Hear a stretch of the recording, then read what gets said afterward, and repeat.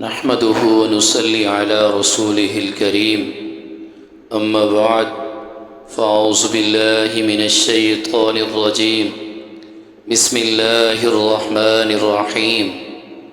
میرے واجب الاحترام معزز سامعین گرامی، آج کا ہمارا درس رسول پاک صلی اللہ علیہ وسلم کی مبارک واعظ و نصیحت کے متعلق ہے، جس میں حضور اکرم صلی اللہ علیہ وسلم نے خطبہ حجۃ الوداع کے موقع پر ارشاد فرمایا، اور اس میں ایسی ایسی مبارک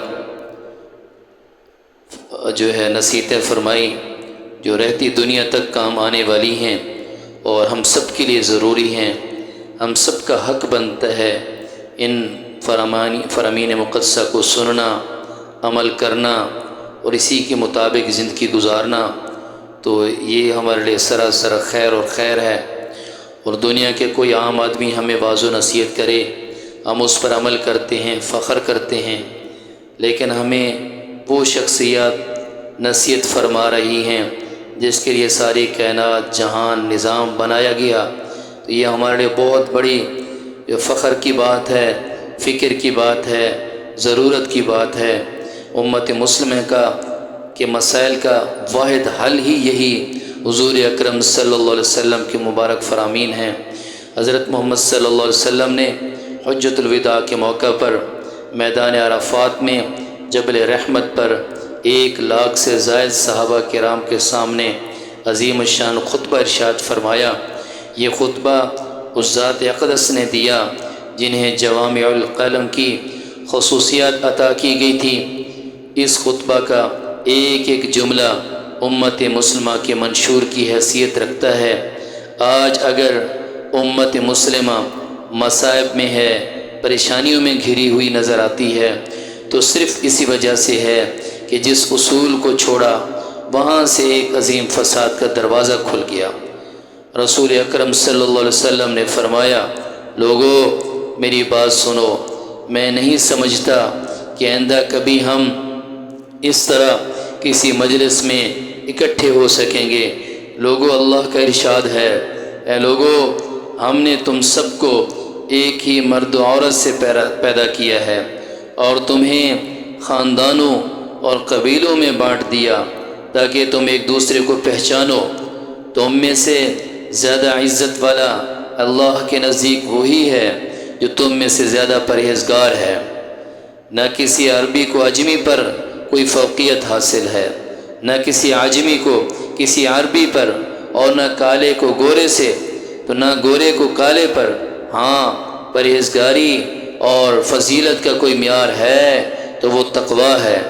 انسان سب کے سب آدم کی اولاد ہیں اور آدم مٹی سے بنائے گئے، تو فرمایا فضیلت و برتری کے سارے دعوے، خون، مال کے سارے مطالبے اور سارے انتقام میرے پاؤں کے تلے روندے جا چکے ہیں۔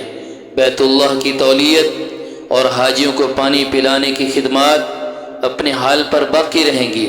پھر آپ نے ارشاد فرمایا، قریش کے لوگوں، ایسا نہ ہو کہ تم خدا کے حضور اس طرح آؤ کہ تمہاری گردنوں پر دنیا کا بوجھ لدا ہوا اور دوسرے لوگ سامان آخرت لے کر پہنچیں، اور اگر ایسا ہوا تو میں خدا کے سامنے تمہارے کچھ کام نہ آ سکوں گا۔ فرمایا، قریش کے لوگوں، خدا نے تمہاری چھوٹی نخوت کو ختم کر ڈالا اور باپ دادا کے کارناموں پر تمہارے فخر و مباحات کی اب کوئی گنجائش نہیں۔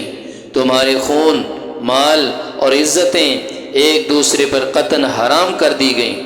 ہمیشہ کے لیے ان چیزوں کی اہمیت ایسی ہی ہے جیسے تمہارے اس دن کی اور اس ماہ مبارک ذی الحجہ کی۔ تم سب خدا کے پاس جاؤ گے اور وہ تم سے تمہارے اعمال کے بارے میں پوچھے گا۔ دیکھو میرے بعد گمراہ نہ ہو جانا، آپس میں خون ریزی نہ کرنا۔ اگر کسی کے پاس امانت رکھوائی جائے تو وہ اسی بات کا پابند ہے کہ امانت رکھوانے والے کو امانت پہنچا دو۔ اے لوگو، ہر مسلمان دوسرے مسلمان کا بھائی ہے اور سارے مسلمان آپس میں بھائی بھائی ہیں۔ اپنے غلاموں کا خیال رکھو، غلاموں کا خیال رکھو، انہیں وہی کھلاؤ جو تم خود کھاتے ہو، انہیں وہی پہناؤ جیسے تم پہنتے ہو۔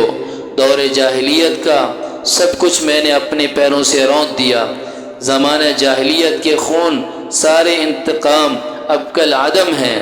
پہلا انتقام جسے میں کل عدم قرار دیتا ہوں میرے اپنے خاندان کا ہے۔ فرمایا ربیع بن الحارث کے دودھ پیتے بیٹے کا خون جسے بنو حزیل نے مار ڈالا تھا اب میں معاف کرتا ہوں۔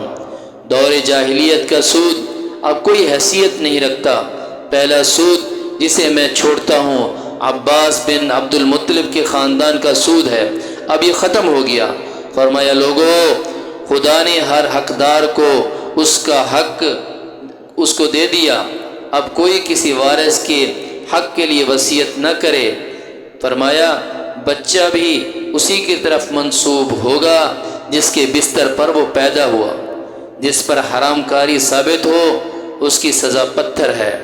حساب و کتاب خدا کے ہاں ہوگا، قرض قابل ادائیگی ہے۔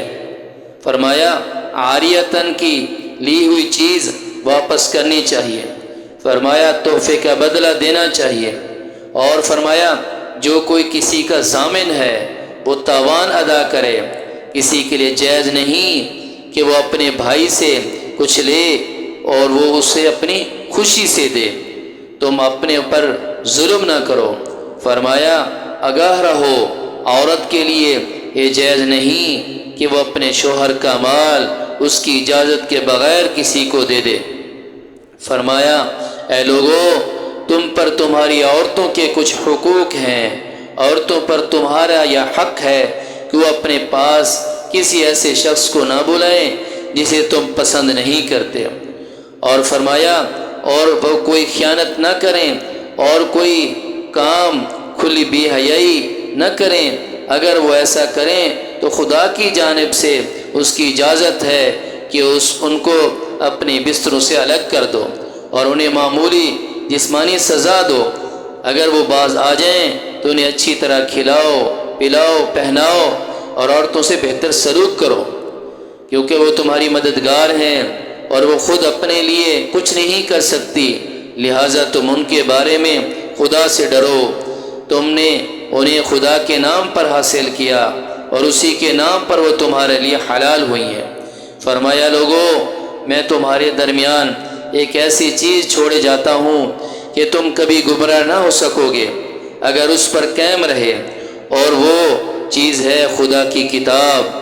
اور دیکھو دینی معاملات میں غلف سے بچنا، کہ تم سے پہلے والے لوگ دینی امور میں غلف ہی کی وجہ سے ہلاک کر دیے گئے۔ فرمایا شیطان کو اب اس بات کی کوئی توقع نہیں رہی کہ اب اس کی اس شہر میں عبادت کی جائے گی، لیکن اس کا امکان ہے کہ ایسے معاملات میں جنہیں تم کم اہمیت دیتے ہو اس کی بات مان لی جائے گی اور وہ اس پر راضی ہے، اس لیے تم اس سے اپنے دین ایمان کی حفاظت کرنا۔ میرے دوستو، حضور اکرم صلی اللہ علیہ وسلم کی یہ وہ فرامین مقدسہ ہیں جو ہم سب مرد و عورت کے لیے، بچے بوڑھے کے لیے، نوجوان کے لیے، سب کے لیے ضروری ہیں۔ اگر ہم انہی فرامین مقدسہ پر عمل کر کے اپنی زندگی گزاریں گے تو انشاءاللہ دنیا آخرت میں خوشی حاصل کریں گے۔ ہمارا ہر دن، ہر شام، ہر صبح انشاءاللہ خوشیوں سے بھرپور بھری ہوگی اور اسی میں زندگی سے سکون اور بہتری آئے گی۔ میرے دوستو، ہمیں اپنا میانہ روی اختیار کرنی ہوگی۔ ہمیں سب سے زیادہ اہمیت دینے کی ضرورت ہے، ہمیں سب سے زیادہ دیکھنے کی ضرورت ہے۔ ہمارے لیے جو بہت اہم چیز ہے وہ دین اسلام ہے، نہ کہ خاندانوں کے دعوے ہیں، نہ خاندانوں کے جو فخر اور غرور کے جو ہے اعلانات ہیں، ہمیں ان سے باز آنا چاہیے اور ہمیں اپنے سٹیٹس کو دین کے تابع کرنا چاہیے، نہ کہ ہمیں ہر دوسرے کے آگے غرور، تکبر، اپنی چیزوں کے اوپر فخر، یہ سب ختم ہو جانے والی چیزیں ہیں جو کہ آپ نے سنی بھی ہیں۔ حضور اکرم صلی اللہ علیہ وسلم نے اپنے تمام خاندان کے لوگوں کو، اپنے تمام کلمہ گو مسلمانوں کو، اپنے تمام ماننے والوں کو یہ مبارک نصیحتیں فرمائی، اور یہی سب کچھ یہ فرامین مقدسہ آپ کے انشاءاللہ رہتی دنیا تک رہیں گے۔ رہتی دنیا تک کے لوگ انہی فرمان مقدسہ پر عمل کرتے رہیں گے تو کامیابی ہی کامیابی حاصل کریں گے۔ اللہ تبارک و تعالی ہم سب کو رسول اکرم صلی اللہ علیہ وسلم کی مبارک فرامین پر اور سنتوں پر چلنے کی توفیق عطا فرمائے۔ وآخر دعوانا ان الحمد للہ رب العالمین۔